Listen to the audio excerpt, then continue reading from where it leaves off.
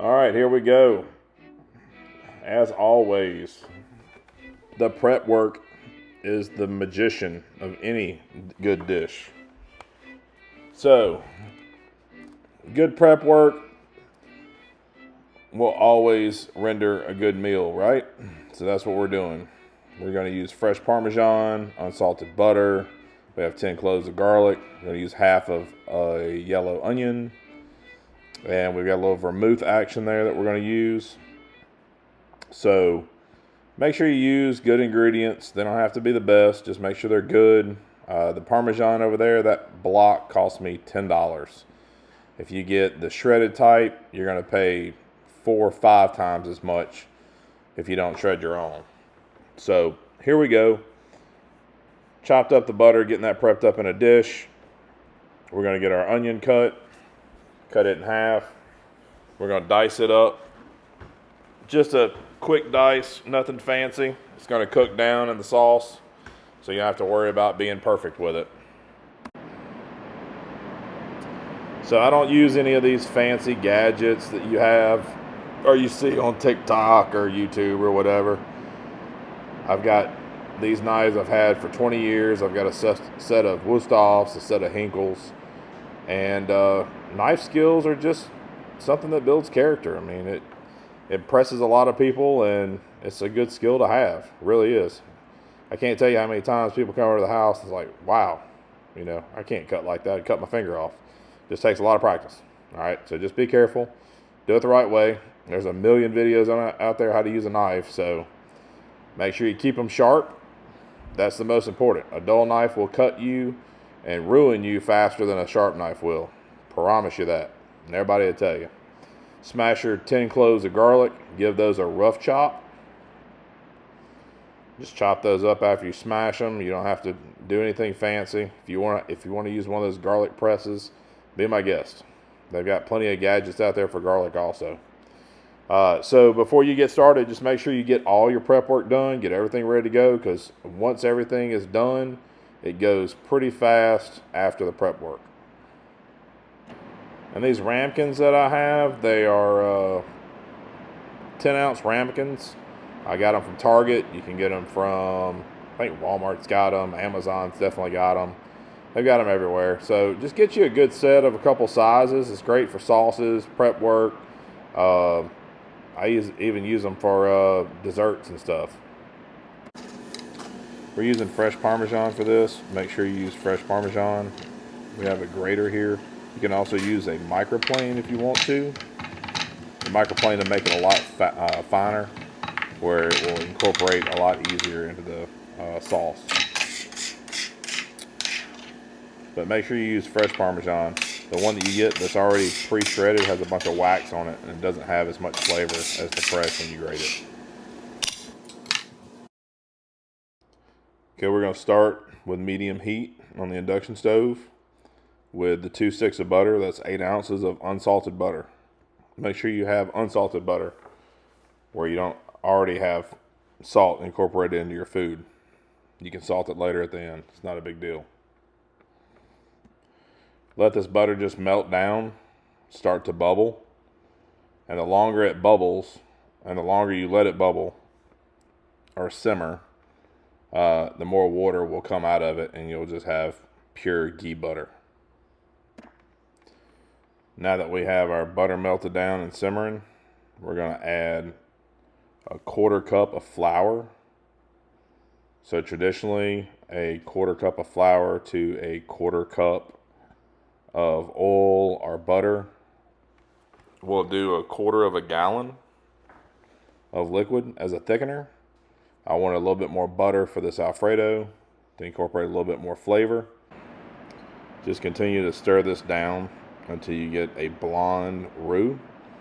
Now this will not thicken, and it will not come together like a traditional roux will, because we have twice the amount of liquid.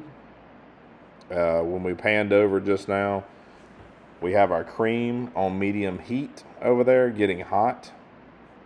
That way when we incorporate it into our sauce, we won't have to wait for the cream to come up and thicken our sauce.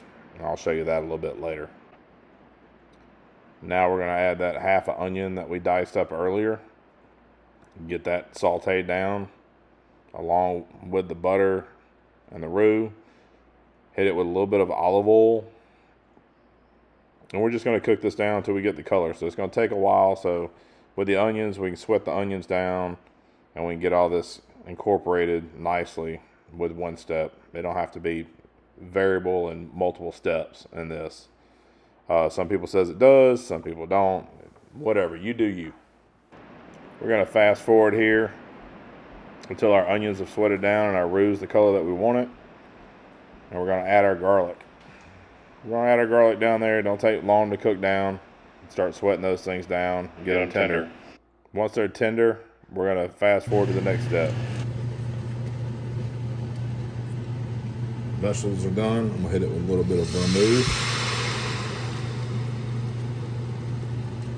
You can use a white wine if you want, or vermouth. Vermouth is a little bit sweeter. Kind of like that. Offset some of this stuff we got going on here. Alright. It's going to deglaze the pan a little bit. We're going to hit this with a little bit of GPS. A little salt, pepper, garlic. Not too much. It's enough to get a little bit of flavor. We're going to hit it with white pepper. White pepper. About a teaspoon.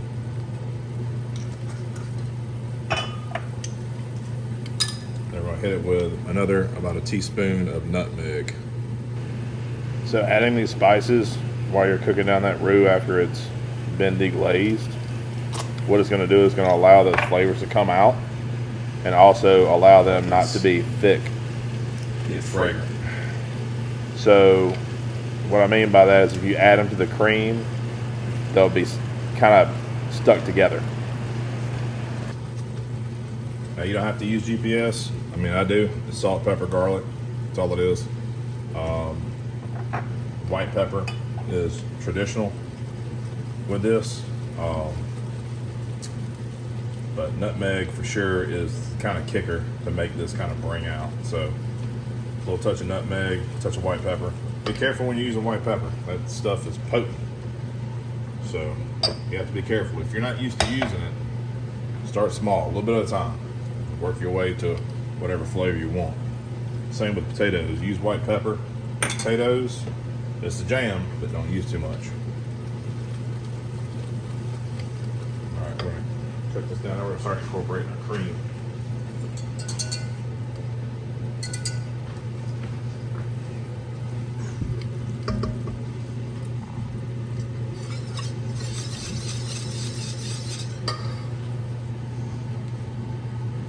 So just for demonstration purposes, I'm gonna use this measuring cup and I'm gonna put a little bit in at a time. Like I said, this has already been on the other burner, getting hot. So we want this to kind of come up. See how that roux is thickening up that milk. You can use heavy cream. Heavy cream is just freaking expensive. If you want to cut it down, use milk, it's fine. I use a combination of heavy cream and milk, mainly milk. So I'm gonna get the consistency that I want. I'm gonna get the flavor that I want. Allow that roux to thicken this stuff up. Now when you add this cream in here cold, then it's gonna take you a lot longer to start getting this thick consistency right here. So you have to be patient. But if you pre-warm it, it makes everything a lot faster. See how that works? So I'm gonna dump the rest of this in here. It's warm. We're gonna get to where it thickens up. Once it starts thickening up, we'll add our Parmesan to it. Really get this incorporated.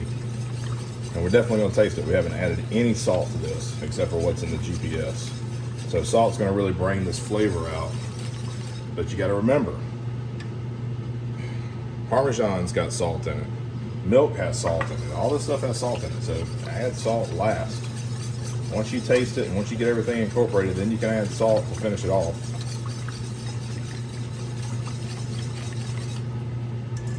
All right, we're on medium heat. We're just gonna let that kind of do its thing and thicken up the rest of the way. basically once you get this thing up to a simmer, it's going to basically thicken as much as it's going to thicken with what roux we have, which I don't want it real thick because I'm going to use this as a base for other sauces. So we just want it thick enough. We want it incorporated to where when we do cook with it, we have a good base to work with.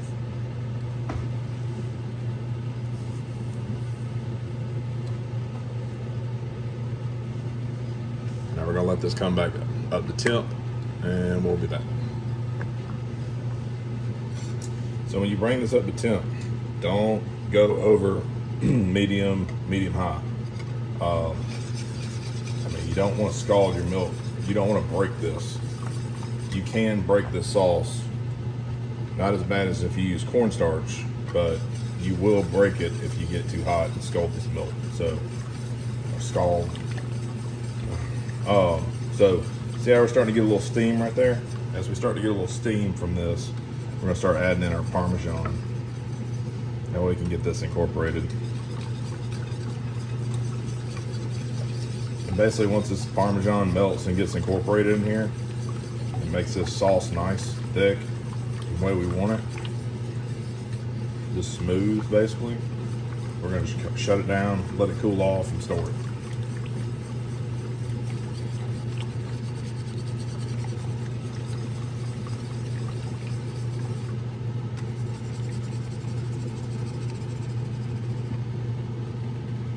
I like a lot of Parmesan.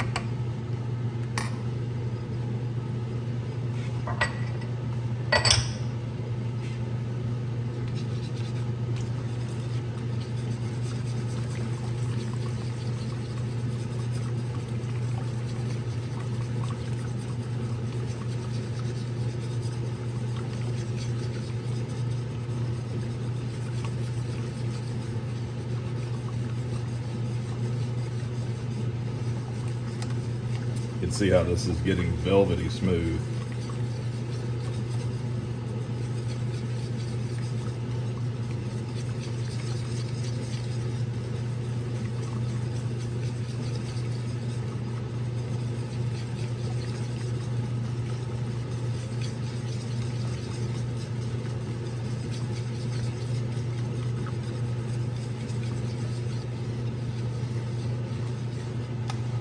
All intents and purposes, we'll figure out what these ramekins are because I don't measure anything. I just cook.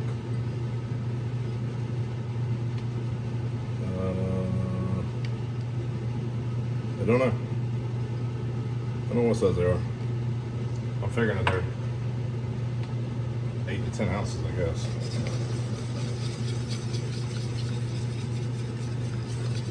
Earlier when we had that flour, it was a half a cup. So I don't measure anything, I just cook. But I can pretty much guess from these recipes, as much as I cook, kind of what goes in it. That's the thing, you don't have to like go by the book on these things. I mean, it's all based on experience and look and feel. And when you do flour, like for example, for the roux, I mean, a good ratio is 1 cup of flour, 1 cup of oil or butter to a gallon of mix. This is a 4-quart sauce pot. So I did a half a cup of flour and 2 cups of butter. Or 1 cup of, what was it? Yeah, 1 cup of butter. 1 cup of butter. So,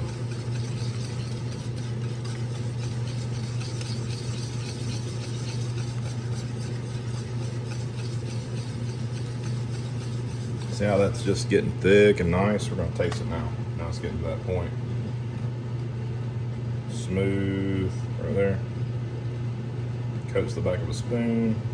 There's a little bit more.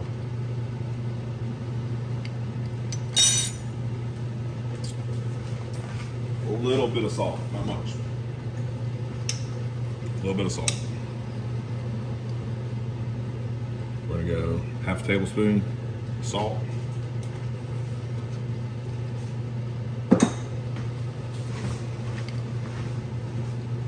Just to bring those flavors out, get it to pop. I'll turn this down.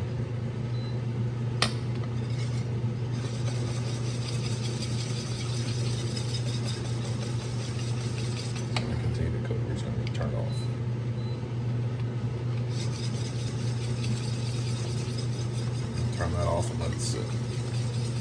Happy with that. That's where I want it.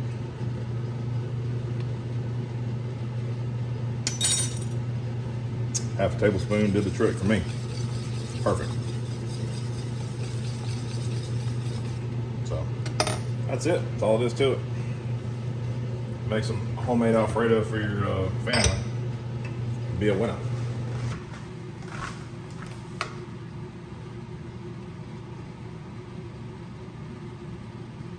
Man, if you're not making homemade Alfredo, you're missing out.